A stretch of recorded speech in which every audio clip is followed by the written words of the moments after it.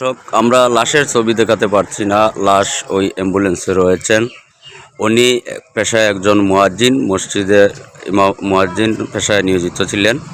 মসজিদে যাওয়ার পথে রাস্তায় বিদ্যুতের লাইনের সাথে পৃষ্ঠ হয়ে গুরুতর আহত হন এবং উনাকে নিয়ে কানাইঘাট হাসপাতালে আসার পর কর্তব্যরত চিকিৎসক মৃত ঘোষণা করেন।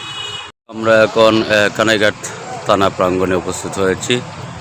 দুঃখের বিষয় হচ্ছে, আজকে সকাল 11:30টার দিকে কানাইঘাট উপজেলার 3 নং দিঘিরপাড় পূর্ব ইউনিয়নে পল্লী বিদ্যুতের লাইনে পৃষ্ঠ হয়ে একজন মানুষ আহত হয়েছেন। কিছুক্ষণ পূর্বে চিকিৎসার জন্য কানাইঘাট হাসপাতালে নিয়ে আসলে কর্তব্যরত চিকিৎসক ওনাকে মৃত বলে ঘোষণা করেন। আমরা ওনার পরিচয় জানবো গিয়াসের কাছে। গিয়াস, উনি কে বা কীভাবে কী হয়েছিল একটু বলো তো। ওনার বাড়ি 3 নং দিঘিরপাড় ইউনিয়নের সরকার বাজারের সর্দারমাটি গ্রামে।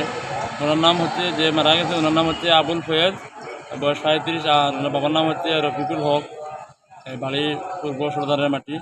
সে আমার বাগনা সম্পর্কে পড়ে। উনি কি করতেন? উনি মসজিদের মুয়াজ্জিন হিসাবে